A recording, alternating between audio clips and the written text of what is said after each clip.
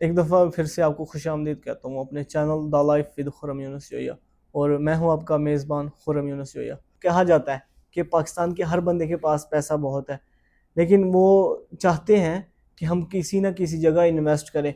पाकिस्तान में तो इतने सारे टैक्सेस हैं, लेकिन उम्मीद कहते हैं ना, उम्मीद पे दुनिया कायम है। लेकिन हम चाहते हैं कि हमारे आने वाले बच्चे जो ना इन टैक्सेस से आज़ाद हो जाएं, लेकिन जो समझदार लोग हैं ना, वो चाह रहे हैं कि हम अब्रॉड जाके इन्वेस्ट कर दें।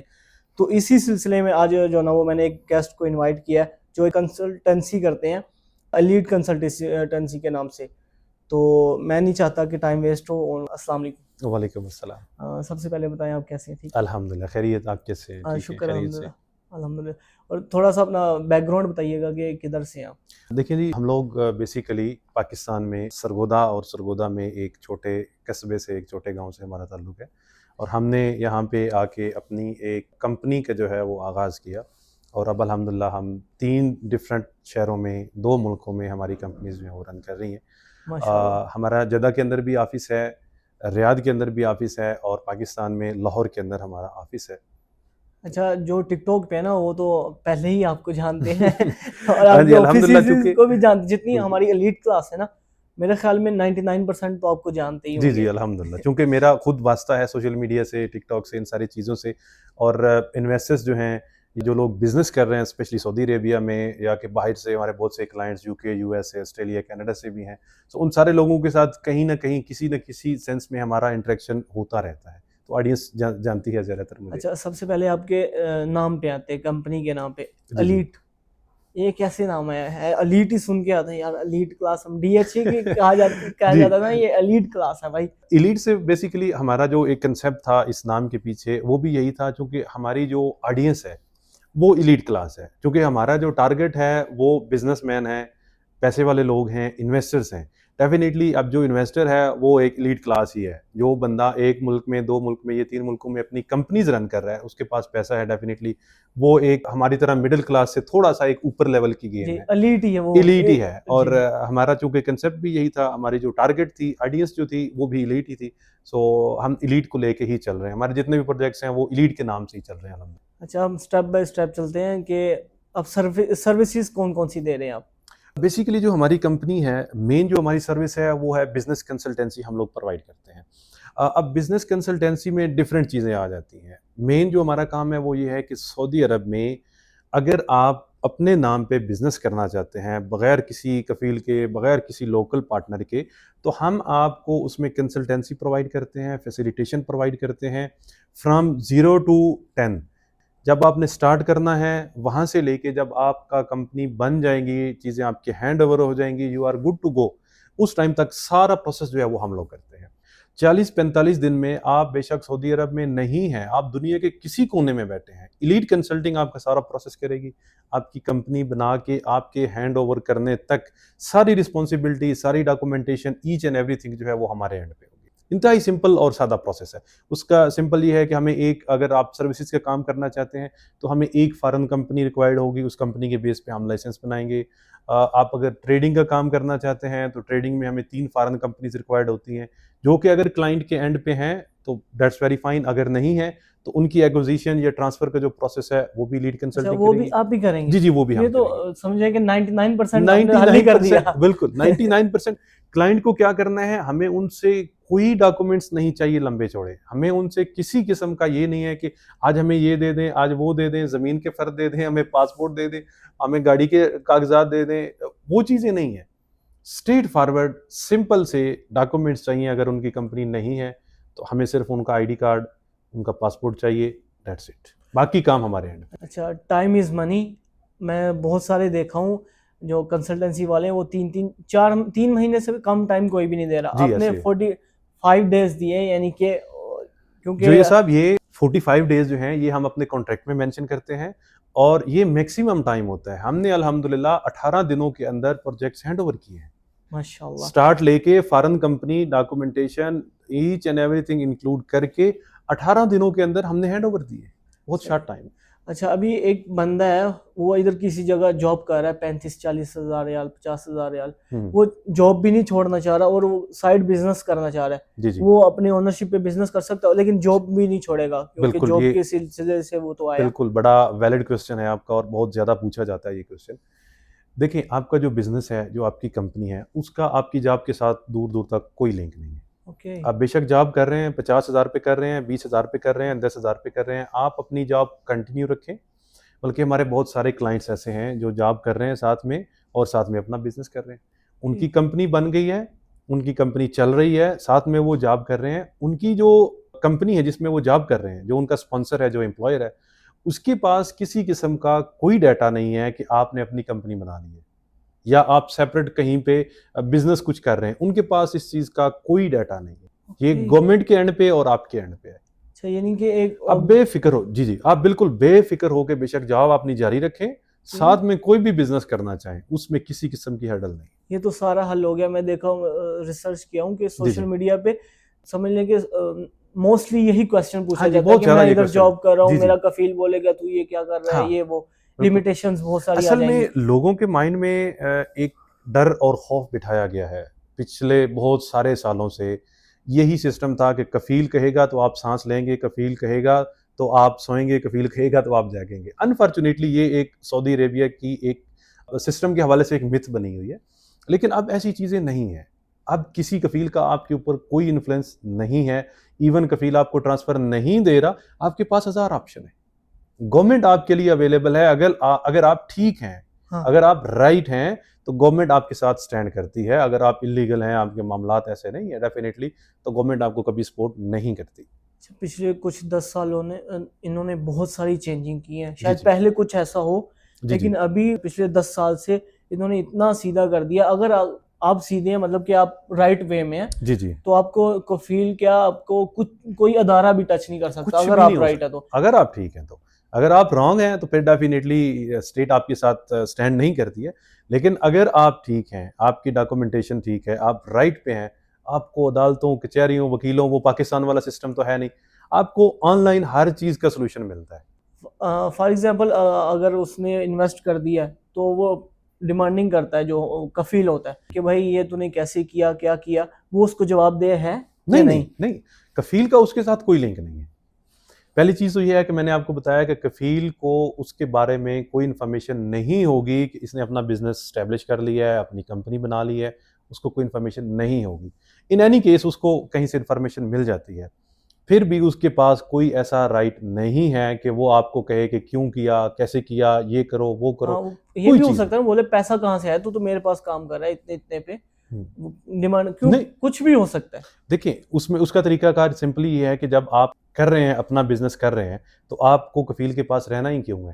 جب آپ اپنی کمپنی آپ نے بنا تو آپ اپنی اسپانسرشپ میں ہیں. اچھا وہ چاہتے ہیں نا کہ جاب جس وجہ سے ایک چیز ہوتی ہے جو جہاں سے بیسک سٹارٹ کیا ہو وہ چھوڑنے کا دل نہیں. آپ سرگودا چھوڑ سکتے ہیں؟ نہیں چھوڑ سکتے, تو کبھی نہیں وہ چھوڑ بھی سکتے. ان کا آپ چاہیں بھی تو آپ نہیں جی چھوڑ نہیں سکتے. چھوڑ سکتے. اسی لیے وہ کمپنی چھوڑنا بھی چاہیں تو وہ ان کا دل نہیں مانتا کہ یار اس وجہ سے میری یہ کمپنی میری بنی ہے, یہ سب چاہیں بھی تو نہیں چھوڑ سکتے. نہیں چھوڑنا چاہیے. میں نے پہلے بتایا کہ آپ پہ کوئی گورنمنٹ کی طرف سے کوئی باؤنڈنگ نہیں ہے, آپ نہ چھوڑیں, آپ اس کے ساتھ کام کریں, جو آپ نے کمپنی بنائی ہے اس کو آپ رن کریں, اس کے ساتھ آپ جاب کر رہے ہیں, آپ جاب کنٹینیو رکھیں, کوئی مسئلہ نہیں.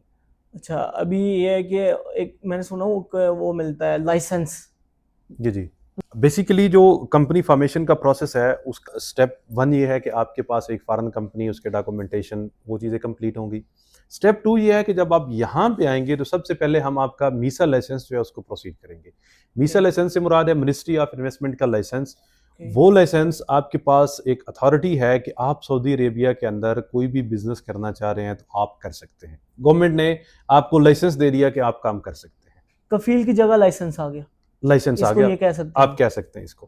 بس لائسنس آ گیا, لائسنس کے بعد آپ کی سی آر بنے گی, جس کو کمرشل رجسٹریشن یا سجل تجاری بولتے ہیں عربی میں. جی جی آپ کی سی آر بن جائے گی. سی آر کے بعد نیکسٹ اسٹیپ ہوگا آپ کے جتنے گورنمنٹ کے پورٹلس ہیں جیسے کیوا, مقیم, مدت, ویٹ, زکوٰۃ, ایس پی ایل, یہ ساری چیزیں, اور دین آپ کا بینک اکاؤنٹ. یہ ہے total process company formation. Company بننے کے بعد اب آپ چاہیں اپنی جو کفالہ ہے اس کو کروائیں اپنی کمپنی میں, آپ چاہیں کسی اور کو ہائر کرنا اس کو ہائر کریں, آپ چاہیں باہر سے کسی کو بلانا چاہ رہے ہیں باہر سے بلائیں, یہ سارے اختیارات آپ کے پاس. جیسے کہ نارمل کمپنی میں ریکوائرمنٹس ہوتی ہیں کہ سعودی لازمی ہائر کرنا پڑے گا, جی اگر آپ نے جو کمپنی ہائر کی اس میں بھی سیم لاز ہیں؟ جی جی وہ پروسیس سیم ہے. سعودیزیشن کا جو پروسیس ہے وہ سیم ہے. پہلے یہ تھا کہ آپ جب کمپنی بنائیں گے تو آپ کے پاس جو ویزا کوٹا ہوگا 3 4 5 جتنا بھی ایکٹیویٹی کے بیس پہ ہوگا, اس میں آپ بغیر سعودیزیشن کے یعنی بغیر سعودی کو ہائر کیے آپ اپنا بھی ٹرانسفر کر سکتے ہیں, ویزا ایشو بھی کر سکتے ہیں, سب کچھ. لیکن ریسنٹ چینجز یہ ہوئے ہیں کہ آپ کا لائسنس بننے کے بعد آپ ایک سعودی کو ہائر کریں گے, اس کے بعد آپ کا کوٹا ایکٹیو ہوگا. ٹھیک ہے, ایک سعودی کو رکھیں گے تو جو آپ کا اویلیبل کوٹا ہے ڈپینڈ اپون یور ایکٹیویٹی 3 4 5 جتنا بھی ہے واٹ ایور, وہ آپ کا ایکٹیو تب ہوگا جب آپ سعودی کو ہائر کریں گے. اس کے بعد آپ ٹرانسفر بھی لے سکتے ہیں, ویزا بھی ایشو کر سکتے ہیں, کچھ بھی کر سکتے ہیں. اچھا, آپ نے بولا کہ فورن کمپنی, فار ایگزامپل کوئی بندہ ہے ادھر کام سٹارٹ کر رہا ہے ٹریڈنگ کا, وہ جو فورن جیسے اس کا کوئی دوست ادھر رن کر رہا ہے فورن کمپنی, لیکن وہ کسی اور فیلڈ کی ہے کمپنی. فار ایگزامپل آپ ریسٹورینٹ بنانا چاہ رہے ہیں, جو پاکستان میں آپ کی کمپنی ہے, لیٹ سے وہ کوئی موبائل شاپ کی کمپنی ہے آپ کی, لیٹ سے وہ کسی بھی قسم کی آپ کی کوئی شاپ ہے, وہ آپ رجسٹرڈ کمپنی ہے آپ کی, اس کی اور اس کی ایکٹیویٹی میں بہت فرق ہے. لیکن ہمیں اس کی ایکٹیویٹی سے کوئی کنسرن نہیں ہے, ہمیں جسٹ اس کمپنی کا آڈٹ چاہیے, اس کے فائنینشیل رپورٹ چاہیے, اس کے میمورینڈم چاہیے, اس کا سرٹیفکیٹ آف انکارپوریشن چاہیے, اور یہ ساری چیزیں جو ہیں یہ ہمیں سعودی ایمبیسی اور فارن آفس سے اٹیسٹڈ چاہیے. اس کے بعد we are good to go, ہم یہاں پہ پروسیس کر سکتے ہیں. یہ آپ نے اچھا یہ چار جو اپنے یہ جی نام جی لیے جی جی یہ دوبارہ ریپیٹ کریے گا. مینلی یہ وہ ڈاکومنٹس ہیں جن کی بیس پہ ہم یہاں پہ لائسنس پروسیڈ کرتے ہیں. اوکے, سب سے پہلے ہمیں چاہیے آپ کا سرٹیفکیٹ آف انکارپوریشن, جو آپ کی Okay. پیرنٹ کمپنی ہے, اس کا فارمیٹ ڈفرینٹ ہو سکتا ہے. یہ ہے آپ کا رجسٹریشن پیپر, یعنی جو پاکستان میں کمپنی ہے شارٹ فارم, وہاں وہ رجسٹریشن ہے آپ کی. اب پاکستان میں ایس سی سی پی ادارہ ہے جو ان ساری چیزوں کو دیکھتا ہے. جی جی, آپ کی کمپنی ایس سی سی پی میں رجسٹرڈ ہے, اوکے, وہ آپ کا سرٹیفکیٹ آف انکارپوریشن ہو گیا. اوکے, اس کے بعد آپ کی کمپنی کا لاسٹ ایئر کا ہمیں آڈٹ جو ہے وہ چاہیے. ٹھیک ہے, آڈٹ رپورٹ جو ہے وہ ہمیں چاہیے ہوگی. اور اس کے بعد آپ کا ہمیں میمورینڈم چاہیے ہوگا, آرٹیکل آف ایسوسیشن جو ہے وہ ہمیں چاہیے ہوں گے. اب اس میں کیا ہوتا ہے کہ آپ کے جتنے شیئر ہولڈرز ہیں یا ان کا جو ڈیٹا ہے وہ ساری چیزیں ہوتی ہیں. اب مینلی یہ 3 4 چیزیں ہیں جو ہمیں چاہیے, اور یہ ڈاکومنٹس ہمیں سعودی ایمبیسی اور فارن آفس سے اٹیسٹڈ چاہیے. اٹیسٹڈ ہوں گے تو ہمارے لیے وہ یہاں پہ سوٹیبل ہیں, ہم ان کے بیہاف پہ پروسیڈ کر سکتے ہیں. ریجیکٹ ہوتا ہے تو آپ کی جو پیرنٹ کمپنیز ہیں ان پہ کہیں پہ گڑبڑ ہے, یا اپلائی کرنے میں آپ نے کچھ گڑبڑ کر دی ہے کنسلٹنٹ نے, تو دین کچھ ایسا ہے, یا پھر آپ کی ریکوائرمنٹ پوری نہیں ہے. فار ایگزامپل آپ ریکوائرمنٹ ٹریڈنگ کی ایکٹیویٹیز ایڈ کر رہے ہیں, اب لائسنس آپ سروسز کا ہے, تو وہ ریجیکٹ ہونے کے چانسز ہوتے ہیں. لیکن وہ کوئی ایشو نہیں ہے, اس کو ہم دوبارہ اپلائی کر کے اپروو کروا سکتے ہیں. اچھا, اس کی لمیٹیشن ہے کہ 1 دفعہ 2 دفعہ 3 دفعہ نہیں, اپلائی اس کر کی کوئی سکتے ہیں؟ لمٹ نہیں, آپ جتنی دفعہ مرضی کریں, اس میں کوئی مسئلہ نہیں ہے. اوکے, ویسے کہتے ہیں کہ کنسلٹینسی کیوں جوائن کریں. میں آڈینس کو بتانا چاہ رہا ہوں کہ کنسلٹینسی یا تو 2 چیزیں ہیں, یا تو آپ پیسہ سیو کر لو یا پھر ٹائم. تو ٹائم گیا تو بس گیا, پیسہ گیا تو آپ اگر ٹائم ہے نا آپ کے پاس تو پیسہ آ سکتا ہے. اسی لیے کنسلٹینسی ہی بیسٹ ہے. بہت سارے لوگ کہتے ہیں 1.5 شانہ, ہم اس کو بولتے ہیں کہ یہ 1.5 شانہ ہے, لیکن اگر آپ بہت زیادہ واقعی میں 1.5 شانہ ہے تو پھر آپ کریں. لیکن آپ چاہتے ہیں کہ کیونکہ ایلیٹ کلاس لوگ ہیں, وہ چاہتے ہیں کہ بھائی جو سمجھدار ہیں, جن کے پاس تھوڑا نالج ہے, وہ کہتے ہیں کہ بھائی میرا اگر ٹائم سیو ہو گیا نا تو پیسہ تو میں بنا لوں گا. تو اسی لیے consultancy is the best way to. بالکل بالکل, یہ بڑا آپ نے ویلڈ پوائنٹ ہے. بہت سارے 1.5 شانے جیسے آپ نے کہا ہے وہ ہمارے پاس آتے ہیں, اور اینڈ پہ وہ کہتے ہیں کہ یار آپ لوگ اتنا چارج کر رہے ہیں, ہم کس چیز کا اتنا پیسہ دیں, یہ تو ہم خود بھی کر سکتے ہیں. ہم کہتے ہیں sir you are good to go, ہم آپ کے ساتھ زبردستی تو نہیں کر سکتے, ہم نے آپ کو گائیڈ کیا پروسیس, اب آپ کی مرضی ہے, آپ چاہ رہے ہیں, آپ سمجھتے ہیں کہ آپ کر سکتے ہیں, بسم اللہ کریں.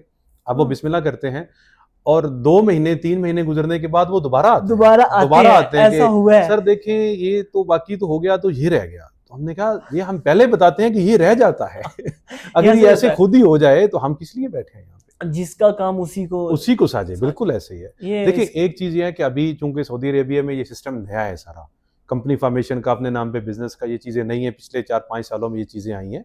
تو باہر کے بندے کے لیے یا ایون جو لوگ یہاں پہ ہیں ان کے لیے اتنا اٹس ناٹ دیٹ سمپل کہ آپ سیدھا جائیں گے اور آپ کر لیں گے. ہمارے لیے دیٹ سمپل کیونکہ ہمارا یہ ڈیلی کا کام ہے. لیکن نئے بندے کو ان ساری چیزوں کو سمجھنے میں, اس کو پروسیس کرنے میں بہت ساری ڈیفیکلٹیز آ سکتی ہیں, اور آپ اپنا ٹائم ویسٹ کریں گے, اس کا کوئی فائدہ نہیں ہے. فار ایگزامپل کسی کا لائسنس ہو گیا, آنرشپ ہو گئی, جی جی, وہ کس کے اقامہ, مطلب کہ کس کی آنرشپ پہ اس کا اقامہ چل رہا ہوگا؟ جب اس نے کمپنی بنا لی, اس سے پہلے وہ کہیں پہ جاب کر رہا تھا, ٹھیک ہے, اس نے کمپنی بنا لی, اب وہ اپنی جاب کو چھوڑ دے, اگر چھوڑنا چاہ رہا ہے تو جاب چھوڑے, اس کی جو کمپنی بنی ہے اس کی اسپانسرشپ میں وہ آئے گا, یعنی وہ خود کفیل ہوگا اپنا. ہمارا ایک ٹیگ لائن بھی ہے ایلیٹ کنسلٹنگ کی کہ خود کفیل بنو, یعنی آپ خود اپنے کفیل ہیں. آپ کا کوئی سعودی نیشنل, کوئی لوکل بندہ آپ کا کفیل نہیں ہے. آپ نے چھٹی لگانی ہے آپ نے خود اپنی لگانی ہے, آپ نے اقامہ لگانا ہے آپ نے خود اپنا لگانا ہے.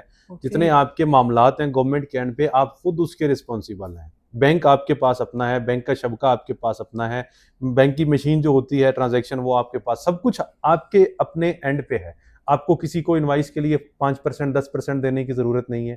آپ کو کسی کو کفالے کے لیے یعنی اس کی اسپانسرشپ میں رہنے کے لیے اس کو منتھلی یا سالانہ دینے کی ضرورت نہیں ہے. آپ کو اقامے کے لیے کسی کفیل کے ترلے کرنے کی ضرورت نہیں ہے.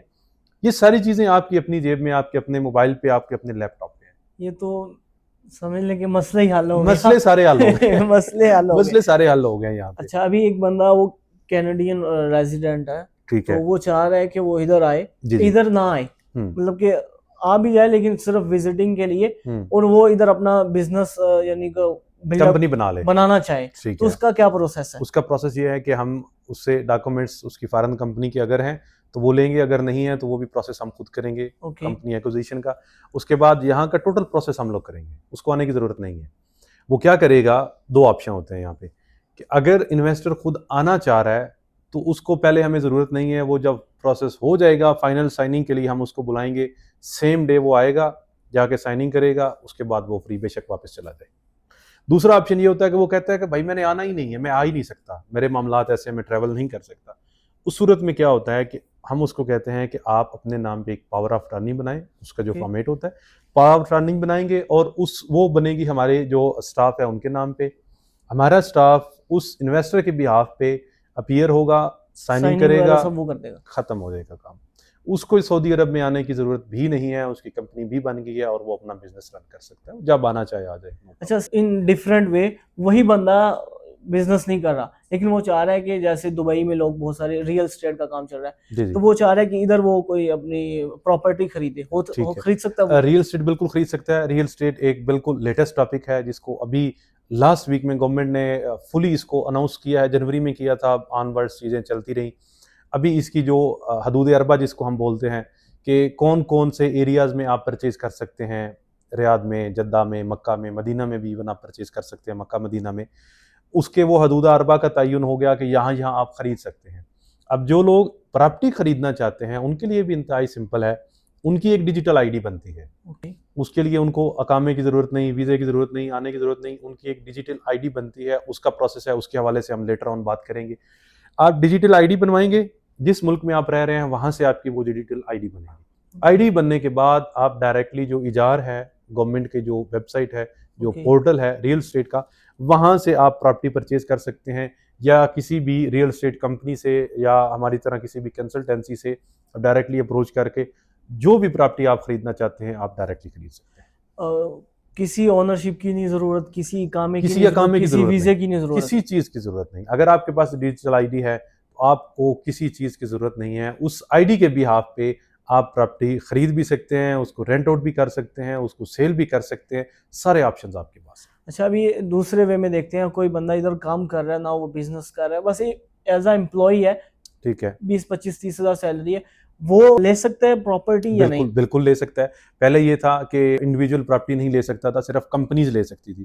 ابھی جو ریسنٹ اپڈیٹس ہیں وہ بہت فلیکسیبل ہیں ریئل اسٹیٹ کے حوالے سے, چونکہ سعودی عربیہ میں پہلے ریئل اسٹیٹ صرف سعودیز لوگ کر سکتے تھے, نان سعودی نہیں کر سکتے تھے. اب گورنمنٹ نے اس کو الاؤ کر دیا ہے اور بہت سارے انویسٹرز آ رہے ہیں, دھڑ دھڑ پراپرٹیز لے رہے ہیں. آپ کا کویسچن کہ جو بندہ یہاں پہ جاب کر رہا ہے, اقامہ ہولڈر ہے, بالکل وہ خرید سکتا ہے, اپنے یوز کے لیے خرید سکتا ہے, اس کو استعمال کر سکتا ہے, اس کو رینٹ آؤٹ کر سکتا ہے. اس کا بھی سمپل پروسیس ہے, اس کے پاس تو اقامہ ہے, اس کو وہ آئی ڈی کی بھی ضرورت نہیں ہے, اس کے بیہاف پہ وہ پیمنٹ کرے, جو بھی وہ خریدنا چاہتا ہے وہ خرید سکتا ہے. سیم گاڑی کا بھی سیم پروسیس ہے, سیم پروسیس ہے ہر چیز کا. میرا ایک ریلیٹیو میرے سے پرسوں ہی پوچھ رہا تھا کہ یار پتہ کرنا, وہ نا ٹرانسپورٹ کا کام کرتا ہے, جی, تو میرے کو بول رہا تھا کہ پتہ کرنا کہ میں ادھر نا ٹرالے جو ہوتے ہیں نا وہ ادھر بھی اس کے پاس ہے, وہ چاہ رہا تھا پتہ کرنا ہے کہ ادھر کتنے کا, اور وہ خرید سکتا ہے ادھر بیٹھے ہوئے؟ بالکل خرید سکتا ہے, لیکن اس کو خریدنے کے لیے اس کو پہلے کمپنی فارمیشن کا پروسیس کرنا ہوگا. یعنی وہ اپنی کمپنی بنائے گا, ٹرانسپورٹ کی کمپنی اس کی بنے گی, اور اس کمپنی کے نام پہ وہ 1 ٹرالا خریدے، 10 خریدے، 100 خریدے، 1000 خریدے، وہ خرید سکتا ہے. اس میں کسی قسم کی لمیٹیشن نہیں ہے. لیکن پرسنل اپنے نام پہ نہیں کر سکتا ہے. اپنے نام سے مراد کہ اقامے اپنے پہ، یعنی فار ایگزامپل اس کی ٹرانسپورٹ کی کمپنی بنے گی پہلے، اور اس کمپنی کے نام پہ وہ جتنے ٹرالے خریدنا چاہے، جو خریدنا چاہے خرید سکتا ہے. اچھا پاکستان میں وہ کر رہا ہے، 10-12 اس کے ہیں، ٹھیک ہے، اچھا خاصا اس کا بزنس ہے. وہ ٹھیک ہے، میرا ریلیٹیو بھی ہے. ٹھیک ہے. تو میرے کو اس دن بات ہو رہی تھی، میرے سے پوچھا کہ سنا ہے کہ ادھر کافی ٹرانسپورٹ کا کام ہے، تو پتہ کرنا ہے کہ کتنے کا ہے اور میں کر سکتا ہوں. میں نے اس ٹائم تو بول دیا، میں نے کہا شاید کفیل کی ضرورت ہو. نہیں نہیں، کسی کفیل کی ضرورت نہیں ہے. ان کی کمپنی بنے گی اور اس کمپنی کے نام پہ جتنا مرضی کام. اچھا اس کے لیے ریکوائرمنٹس جو پاکستان کی وہ کمپنی چلا رہا ہے وہی سب کچھ ہو جائے گا یا کیا وہ آ جائے گی. اگر کمپنی ان کی ویلڈ ہے تو وہ کمپنی یوز کریں گے. رجسٹرڈ ہے؟ ہاں، اگر رجسٹرڈ ہے، ڈاکومنٹس جیسے میں نے پہلے بتائے وہ سب کمپلیٹ ہے تو ہم وہ یوز کریں گے. اگر نہیں تو ہم نئی کمپنی جو ہے وہ ان کا پروسیس کر سکتے ہیں. سیم نام سے بھی بن سکتی ہے جو پاکستان میں رن؟ نہیں، نام کا تھوڑا ڈفرینٹ کرائیٹیریا ہے یہاں پہ نام سجیسٹ کرتے ہیں کلائنٹ. 5 نام وہ دیں گے، ہم وہ 5 نام جو ہوتے ہیں وہ اپلوڈ کرتے ہیں سسٹم میں، اور ان میں سے کوئی ایک نام جو ہے وہ ایکسیپٹ ہوتا ہے. اچھا سسٹم ایکسیپٹ کرتا ہے؟ سسٹم آٹومیٹیکلی ایکسیپٹ کرتا ہے. ہمارا اس میں کوئی کنسرن نہیں ہوتا کہ ہم اس میں سے کون سا نام اپروو ہوگا. کوئی ایک نام اپروو ہوتا ہے، ہم اس کے ساتھ پروسیڈ کرتے ہیں. اچھا جیسے پاکستان میں ہوتا ہے کہ اپنی مرضی سے ہم 5 نام دیتے ہیں. کلائنٹ اپنی مرضی سے 5 نام دیتے ہیں، ہم ان کو جو ہے وہ فائل کرتے ہیں. ان میں سے کوئی ایک نام اپروو ہوتا ہے. یہ گورنمنٹ کے اینڈ پہ ہوتا ہے. اوکے. اچھا جو ویژن 2030 ہے اس کا کیا امپیکٹ پڑا انویسٹرز کو یا جو انویسٹ؟ ویژن 2030 ایک محمد بن سلمان کا ایک بہت بڑا ویژن ہے جس کو پوری دنیا دیکھ رہی ہے. اور ابھی فی الحال جو ٹائم ہے یہ پوری دنیا کی نظریں صرف سعودی عربیہ پہ ہیں. ریزن ویژن 2030 اور 2034 فٹ بال کا جو آ رہا ہے ورلڈ کپ یہاں پہ آ رہا ہے، یہ بہت بڑے ایونٹس ہیں اور پوری دنیا کی نظریں سعودی عربیہ پہ ہیں. اب آپ دیکھ لیں کہ پورے سعودی عربیہ میں 2030 کے تحت اتنے بڑے پروجیکٹس ہو رہے ہیں. آپ ریئل اسٹیٹ کے دیکھ لیں، آپ انفراسٹرکچر کے حوالے سے دیکھ لیں، آپ ہاسپٹلٹی کے حوالے سے دیکھ لیں. اتنی بڑی چیزیں آ رہی ہیں کہ آپ ایک عام آدمی سوچ کے اس کی عقل دنگ رہ جاتی ہے کہ یہ بھی پاسبل ہے. اب ریاض میں ہم لوگ بیٹھے ہیں، آپ ریاض میں دیکھ لیں کہ کتنے بڑے پروجیکٹس آ رہے ہیں جن کو دیکھ کے روڈ سے گزرتے بندہ دیکھ کے تو ایک دفعہ شاٹ ہو جاتا ہے کہ یہ بھی ممکن ہے. مطلب دیکھیں، کسی بھی ملک کے اندر جب آپ نے اس کی اکانومی کو رن کرنا ہے، انفراسٹرکچر یا اس کی جو کنسٹرکشن ہے سب سے مین چیز ہے. آپ کا ایک پروجیکٹ آپ کر رہے ہیں تو اس کے ساتھ 100 انڈسٹری اور جڑی ہے. 100 انڈسٹری چلتی ہے. اگر آپ کا ایک بھی انفراسٹرکچر کا کوئی پروجیکٹ چل رہا ہے، کوئی کنسٹرکشن کا بڑا پروجیکٹ چل رہا ہے، 100 انڈسٹری اس کے ساتھ چلتی ہے. بہت بڑے پروجیکٹس آ رہے ہیں، بہت بڑی چیزیں آ رہی ہیں. اور جو لوگ ابھی یہاں پہ بیٹھے ہیں، میں ہمیشہ کلائنٹس کو بھی یہ کہتا ہوں کہ آپ اگر ابھی بھی سوچ رہے ہیں کہ میں بزنس سیٹ اپ کر لوں، یہ کر لوں، وہ کر لوں، تو آپ ایک تھوڑا سخت لفظ ہے لیکن بے وقوفوں کی دنیا میں رہ رہے ہیں. کہ اگر آپ ابھی بھی سوچ رہے ہیں، یہ ٹائم سوچنے کا نہیں ہے، یہ ٹائم ہے عمل کرنے کا، یہ ٹائم ہے امپلیمنٹیشن کا. جس بندے نے اس وقت میں اپنے آپ کو سعودی عربیہ میں کسی بھی بزنس میں چھوٹا بڑا کہیں پہ سیٹ کر لیا، اگر اس نے کہیں پہ اپنے آپ کو ایڈجسٹ کر لیا، اگر وہ اس ٹائم میں بھی سوچتا رہا کہ میں کر لوں نہ کروں، کر لیا تو کیا ہوگا، نہیں کیا تو کیا ہوگا، تو میں سمجھتا ہوں کہ وہ اپنا بہت بڑا نقصان کر رہا ہے، بہت بڑا خسارہ کر رہا ہے. اچھا کس کنٹری سے اب تو کنسلٹنسی کر رہے ہیں، کس کنٹری سے زیادہ جو نا انویسٹر ادھر آ رہے ہیں؟ انویسٹرز تو جنگ کے بعد جو صورتحال ہے پورے میں اسی ٹاپک پہ آنا چاہ رہا تھا، جنگ پہ. پورے جی سی سی سے، پورے گلف سے بہت زیادہ لوگ آ رہے ہیں، بہت زیادہ انویسٹرز آ رہے ہیں. دبئی سے سب سے زیادہ آ رہے ہیں، پورے یو اے ای سے، قطر، بحرین، عمان، مسقط، ان سب سے آ رہے ہیں. میں ادھر ہی لے کے آنا چاہ رہا تھا آپ کو. ہاں، کیونکہ جنگ کے بعد جو سینیریو بنا ہے، سعودی عربیہ واحد وہ ملک ہے جس کو جنگ کا اثر نہیں پڑا. لیکن اس ٹاپک میں جائیں گے تو میری چونکہ ایکسپرٹیز ہے سیاست اور یہ ساری چیزیں، تو بات لمبی نکل جائے گی. لمبی. تو ابھی یہ تو ہوگا گلف جی سی سی. جی تو یورپ، امریکہ میں کوئی اسپیشل کنٹری جو بہت زیادہ موو کر رہی ہے؟ بہت زیادہ. یو کے کے اندر ہمارے سب سے زیادہ کلائنٹس جو ہیں وہ یو کے سے موو کر رہے ہیں یہاں پہ. ایون یو کے نیشنلز جو ہیں بہت زیادہ تعداد ان کی وہ ہے 70-80% وہ لوگ ہیں جن کے پاس یو کے نیشنلٹی ہے، یو کے کا پاسپورٹ ہے، اور وہ پچھلی 2-3 نسلوں سے وہاں پہ آباد ہیں. اسی طرح آسٹریلیا سے ہمارے پاس کلائنٹس ہیں، یو ایس اے سے ہمارے پاس کلائنٹس ہیں، امریکہ سے ہمارے پاس، کینیڈا سے ہمارے پاس کلائنٹس ہیں. یہ وہ لوگ ہیں کہ جو پچھلی 2-3 نسلوں سے وہاں پہ آباد ہیں اور اب وہاں کے سسٹم سے فیڈ اپ ہو چکے ہیں. وہ چاہتے ہیں کہ ماحول اچھا نہیں ہے، وہ چاہتے ہیں کہ بھائی ہم اپنے بچوں کی پرورش اپنے اس ماحول میں نہیں کرنا چاہ رہے. ٹیکسز کے بڑے مسائل ہیں، ہمیں یہاں پہ جانا ہے کسی بھی صورت میں، ہمیں یہاں پہ آپ کمپنی بنا کے دیں، ہم انویسٹ کرنے کو تیار ہیں، ہمیں پی آر لے کے دیں. بھائی ہم ریئل اسٹیٹ خریدتے ہیں، ہم 4 ملین کی پراپرٹی خریدتے ہیں، ہمیں پی آر لے کے دیں. لوگ یہاں پہ آنا چاہتے ہیں. اچھا ابھی پی آر کی آپ نے بات کیا تو میں پی آر پہ آتا ہوں. جی جی. اچھا کیا کیا ریکوائرمنٹس ہیں پی آر کی، پریمیم ریزیڈنسی کی؟ پی آر کی بیسیکلی 6-7 کیٹیگریز ہیں.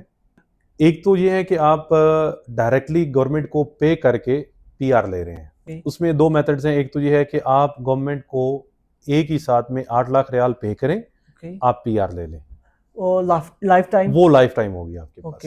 دوسرا آپشن یہ ہے کہ آپ ہر سال گورنمنٹ کو 1 لاکھ پے کریں، آپ کو پی آر پہلے سال ہی مل جائے گی، لیکن وہ اماؤنٹ 10 سال تک آپ کو پے کرنی ہوگی، اس کے بعد وہ لائف ٹائم ہو جائے گی. اچھا آفٹر 10 ایئرز لائف ٹائم. دوسرا آپ کے پاس طریقہ کار یہ ہے کہ جیسے انویسٹرز یہاں پہ آ رہے ہیں، جو کمپنیز رجسٹرڈ ہو رہی ہیں، اس کے اگینسٹ آپ پی آر اپلائی کر سکتے ہیں. اچھا یہی اسی پہ میں آنے لگا تھا جی جی کہ کون کون ایلیجیبل ہے. فار ایگزامپل پی آر بنا رہی سب کچھ، now you are good to go, آپ پی آر اپلائی کریں. ہم نے بہت سارے کلائنٹس کی گورنمنٹ نے دیکھا کہ یہ تو دھڑا دھڑ پی آر ہو رہی ہیں، لوگ تو انویسٹرز آ رہے ہیں، ان کو مینیج کرنا کل کو مشکل ہو جائے گا، جو پی آر کی فیسلٹیز ہیں وہ سب کو دینا مشکل ہو جائے گا.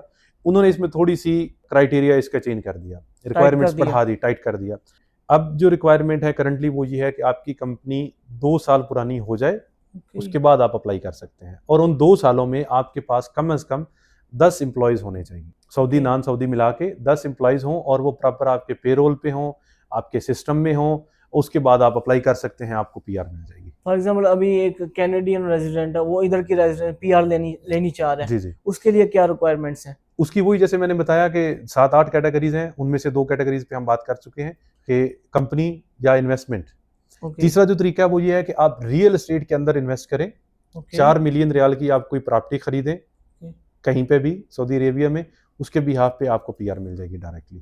اچھا وہ جو پریمیم ریزیڈنسی ہوگی جی، اس پاسپورٹ نہیں ہے، پی آر از some thing different. P R یہ ہے کہ آپ کے پاس جب پی آر ہولڈر ہیں تو آپ کو کسی بھی قسم کی اسپانسرشپ نہیں چاہیے کسی کمپنی کی. آپ کی اسپانسر آپ کی اسٹیٹ ہوگی، سعودی عربیہ آپ کا اسپانسر ہوگا، کوئی کفیل نہیں ہوگا آپ کا. سعودی عربیہ اسٹیٹ اٹ سیلف آپ کفیل ہوگا. آپ کے کسی قسم کی اقامہ کاسٹ نہیں ہوگی، ٹرانسفر فیس نہیں ہوگی. آپ کی اگر فیملی یہاں پہ ہے تو ان کی جو ڈیپینڈنٹ فیس ہوتی ہے وہ نہیں ہوگی. آپ ٹریول کرنا چاہ رہے ہیں تو ایگزٹ ری انٹری ہوتی ہے نارملی اقامہ پہ. آپ کی اگر پی آر ہے تو آپ کو کسی قسم کی ایگزٹ ری انٹری جو ہے وہ نہیں ہے. آپ فارن کنٹریز میں ٹریول کرنا چاہتے ہیں، بہت سارے کنٹریز میں ویزا فری آپ ٹریول کر سکتے ہیں. سو اس طرح کی بہت ساری سہولیات جو ہیں وہ آپ کو ملتی ہیں پی آر کی بیس پہ. تو پی آر جو چھن جانے کے کون سی ایسے جو کہتے ہیں نا چلی گئی پی آر جا سکتی ہے کسی بھی کوئی ایسے کام سے؟ نہیں، بظاہر ایسی کوئی چیز نہیں ہے کہ آپ کی پی آر جو ہے وہ اس کو واپس کر لیا جائے. اگر اس معاملے میں یہ ہو سکتا ہے کہ آپ کا کوئی کرمنل ریکارڈ سامنے آ گیا، سامنے آ گیا یا کر دیا. آپ نے سامنے اس میں 2 صورتیں ہیں. ایک تو یہ کہ یہاں پہ آپ نے کچھ کرمنل ایکٹیویٹی کر دی، آپ پکڑے گئے، کرمنل ریکارڈ آ گیا، آپ کی پی آر ختم. دوسرا یہ کہ جو ڈاکومنٹس آپ نے لگائے پی آر لینے کے ٹائم میں، اپنے ملک سے آپ کو سرٹیفکیٹ چاہیے ہوگا کہ آپ کا کرمنل ریکارڈ صاف ہے، آپ کی ساری چیزیں اوکے ہیں. وہاں پہ اگر کوئی چیز بعد میں بھی کلیئر ہوگی اور پتہ چلا کہ آپ نے جو ڈاکومنٹس لگائے تھے یہ فیک ہیں، اس کے بیہاف پہ آپ کی پی آر جو ہے اس کو ریووک کیا جا سکتا ہے. یا آپ نے جو پراپرٹی لی اس کو آپ کہتے ہیں کل کو کہ آپ وہ پراپرٹی سیل کر دیتے ہیں. فار ایگزامپل جو آپ نے 4 ملین کا بولا ہے وہ آپ پی آر اپلائی کر دیا، مل بھی گئی، ساتھ ہی بیچ دی تو گئی. آپ نے اس کو بیچنا ہے، آپ بیچ سکتے ہیں، کمرشل اس کو رکھنا ہے رکھ سکتے ہیں، لیکن بیچنے کے بعد دوبارہ آپ کو انویسٹ کرنا ہوگا. آپ نے وہ پراپرٹی بیچ دی، کوئی اور پراپرٹی خرید لی. اچھا ابھی آپ کس کو پریفر کریں گے، بزنس کو یا پھر پراپرٹی کو؟ 20 ملین ہے بیسٹ آپشن ہے. ایک تو پراپرٹی کا سٹارٹ ہے یہاں پہ. پراپرٹی کے اندر سیل پرچیز میں جو بندہ اس ٹائم پہ آ گیا، میں سمجھتا ہوں کہ وہ آنے والے وقت کا کنگ ہوگا. اچھا ریئل اسٹیٹ کا بیسٹ کدھر چل رہا ہے، ریاض میں یا کسی اور؟ ریئل اسٹیٹ کا ہر حساب سے اگر کمرشل ہب کے حساب سے دیکھا جائے تو ریاض چونکہ کیپٹل بھی ہے، بڑے پروجیکٹس بھی یہاں پہ ہیں، اس کو دیکھیں گے. لیکن ہمارا چونکہ ایز اے مسلم ایک پرسپیکٹیو جو مکہ مدینہ کا ہے، ڈیفینیٹلی جتنے بھی کلائنٹس ہوتے ہیں ریئل اسٹیٹ کے اسپیشلی، وہ کہتے ہیں کہ بھائی ہمیں مدینہ کے اندر، مکہ کے اندر، جدہ کے اندر فلیٹ لے کے دے دو، ہمیں گھر لے کے دے دو، ولا لے کے دے دو، شاپ لے کے دے دو. ہم چونکہ اب اس عمر میں UK USA سے موو ہو کے مکہ مدینہ میں کہیں پہ بھی ہم سیٹل ہو جائیں, ہم اپنا اللہ توبہ کریں, وہاں پہ عمرہ کریں, حج حرمین کریں, شریف ادھر نہیں لے سکتے. یہ مسکنسیپشن تھی. گورنمنٹ نے ایریاز بتائے ہیں, ان ایریاز میں نان سعودی خرید سکتا ہے, ہر جگہ پہ نہیں خرید سکتا. اسی طرح مکہ کے اندر, مدینہ کے اندر ہر جگہ نہیں خرید سکتے. جو ڈیزگنیٹڈ ایریاز ہیں وہاں پہ آپ خرید سکتے ہیں, آپ کو کوئی مسئلہ نہیں. آپ کمرشل شاپ خریدیں, آپ فلیٹ خریدیں, آپ گھر خریدیں, کچھ بھی خرید سکتے ہیں. آنے والے 10 سال میں آپ سعودیہ کو کیسا دیکھ رہے ہیں؟ میں آنے والے 2 سالوں کے اندر سعودیہ کو آن دا ٹاپ دیکھ رہا ہوں, دنیا کی ٹاپ پہ دیکھ رہا ہوں. 10 سال بہت بڑا ٹائم ہے. پچھلے 2 سالوں کے اندر جتنی چیزیں چینج ہوئی ہیں, میں حیران ہوں کہ کوئی اسٹیٹ اتنی جلدی چیزیں اور اتنی فیسلٹی سعودی عربیہ کر رہا ہے. اپنے ویورز کو کوئی مشورہ دینا چاہیں تو ضرور. سب سے پہلے میں آپ کے ویورز کو بھی اور اپنے ویورز کو بھی صرف ایک ہی مشورہ دوں گا کہ اگر آپ بزنس کرنا چاہ رہے ہیں, سعودی عربیہ میں سیٹل ہونے کے بارے میں, بزنس کے بارے میں سوچ رہے ہیں, تو یہ ٹائم ہے, سوچے مت. یہ سوچنے کا ٹائم نہیں ہے, یہ کرنے کا وقت ہے. اب آپ صرف یہ سوچیں گے کہ شاید یہ کنسلٹنٹ ہے اور ان کا یہ کام ہے تو اس لیے یہ ایسی باتیں کر رہے ہیں. لیکن میں ایز اے کنسلٹنٹ نہیں, ایز اے پاکستانی, پاکستان کو ریپرزینٹ کر کے پاکستان کا نام پازیٹیو طریقے سے دنیا میں یا سعودی عربیہ میں لانے کے لیے آپ لوگوں کو یہ نصیحت کر رہا ہوں, آپ لوگوں کو یہ مشورہ دے رہا ہوں کہ اگر آپ بزنس کرنا چاہ رہے ہیں تو اس سے اچھا ٹائم شاید لائف میں آپ کو کبھی ملے. کسی بزنس میں آنا چاہ رہے ہیں, کسی فیلڈ میں آنا چاہ رہے ہیں, یہ ٹائم ہے. آپ بسم اللہ کریں, آپ سٹارٹ کریں, ایلیٹ کنسلٹنگ سے رابطہ کریں. لاہور آفس میں, جدہ آفس میں, ریاض آفس میں آپ رابطہ کریں. ہماری پوری ٹیم فری کنسلٹیشن کے لیے حاضر ہے اور آپ کا پروسیس آج ہی سٹارٹ کریں. اچھا, جو اس ویورشپ سے کوئی بندہ آئے اس کے لیے کوئی اسپیشل ڈسکاؤنٹ ہوگا؟ ہاں بالکل بالکل اسپیشل. آپ کے اس پوڈ کاسٹ کا اگر کوئی بندہ ریفرنس دے کے آتا ہے تو ڈیفینیٹلی ہم جو ایک نارمل فی چارج کر رہے ہیں اس میں سے 10% ڈسکاؤنٹ دیں گے. بہت یہ شکریہ. بہت بڑی آفر, حالانکہ ہم لوگ آفرز اور ان چیزوں پہ یقین نہیں رکھتے, لیکن آپ کے لیے, آپ کی آڈینس کے لیے, آپ کے پوڈ کاسٹ کا اگر کوئی بندہ حوالہ دے کے آتا ہے تو جو ہماری کنسلٹنسی فی ہوگی اس میں سے 10% ان کو جو ہے وہ ہم فیور دیں گے. جی تھینک یو سو مچ, آپ نے اپنا اتنا پریشیس ٹائم دیا. جو نا وہ بہت ساری انفارمیشن میں نے کوشش کی کہ جتنی نکلوا سکوں. باقی اگر کنسلٹنسی کرتے ہیں کوئی میرے لیے کوئی اسپیشل مشورہ ہو یا کوئی گائیڈنس ہو تو میرا آپ کے ساتھ پوڈ کاسٹ کرنے کا مقصد بھی صرف آپ کو سپورٹ کرنا ہے. جی تھینک یو سو مچ. سو آپ کے اس پوڈ کاسٹ میں آنے کا مقصد بھی آپ کو سپورٹ کرنا تھا, اور آپ کو بہت ساری سجیشنز میں نے آف دا ریکارڈ بھی دی, اور آن دا ریکارڈ بھی ایک ہی سجیشن ہے کہ اگر آپ سوشل میڈیا پہ یا اس لائن پہ آئے ہیں تو ٹک کے رہیں. اس پہ ٹائم لگے گا لیکن ڈیفینیٹلی آپ گرو کریں گے. پاکستانی آڈینس کو, پاکستانی بزنس کمیونٹی یا وہ لوگ جو اچھی پوزیشنز پہ کام کر رہے ہیں, آپ ان کو ٹارگٹ کریں. ان آڈینس کو چھوڑ دیں, آپ فی الحال اپنی آڈینس بنائیں, پاکستانی آڈینس, انڈین جو لوگ اردو کو سمجھ سکتے ہیں, آپ ان لوگوں کو ٹارگٹ کریں. اور دوسرا, آپ فی الحال یوٹیوب کو چھوڑ کے آپ ٹک ٹاک پہ فوکس کریں. ٹھیک ہے, آپ ٹک ٹاک پہ شارٹس ویڈیوز اور وہ ساری چیزیں رکھیں. انشاءاللہ آپ بہت شارٹ ٹائم میں گرو کریں گے. یہ میری پیشن گوئی آپ کہہ لیں اس کو, لیکن آپ فوکس ٹک ٹاک پہ رکھیں فی الحال.